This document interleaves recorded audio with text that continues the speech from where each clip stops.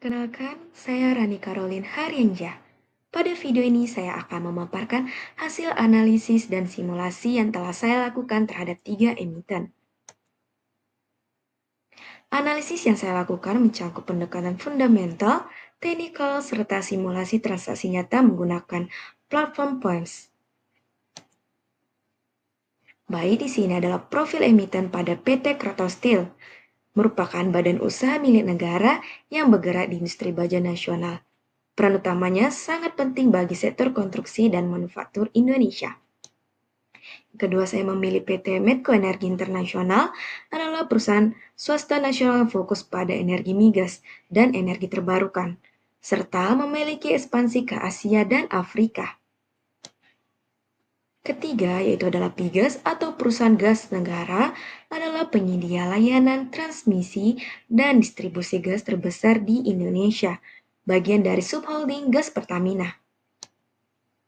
Baik, selanjutnya kita memasuki analisis fundamental, di mana di sini saya menggunakan 4 rasio utama, yaitu operating profit margin, net profit margin, return on asset, dan return on equity.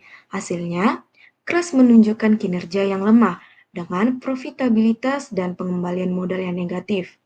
Ini menandakan beban operasional dan struktur modalnya tidak efisien. Dan pada PT Meds memiliki rasio profitabilitas dan efisiensi aset yang sangat baik, laba operasionalnya tinggi, dan modal dikelola secara optimal. Dan pada Pigas tampil stabil, meskipun tidak sekuat Meds, tetapi kinerjanya tetap solid dan menarik bagi investor yang mencari kestabilan. Dari sisi likuiditas, Kras sangat lemah dengan current ratio hanya 31%. Sebaliknya, Med dan Pigas menunjukkan kemampuan yang kuat untuk melunasi kewajiban jangka pendek. Sedangkan dalam rasio pasar seperti earning per share, price to earning ratio, price to book value, hasilnya menunjukkan bahwa saham Kras sangat tidak menarik karena negatif dan overload. Sedangkan Meds dan Pigas meskipun tinggi tetap memiliki alasan fundamental yang mendukung nilai pasarnya. Baik, selanjutnya kita memasuki analisis teknikal, di mana menggunakan indikator Simple Moving Average, yaitu SMA 5 dan SMA 10. Kras menunjukkan tren sideways-nya, sinyal beli sempat muncul tetapi tidak bertahan, di mana investor perlu berhati-hati. Dan pada PT Meds menunjukkan tren bullish, SMA 5 terus berada di atas SMA 10, mencerminkan momentum kenaikan yang kuat.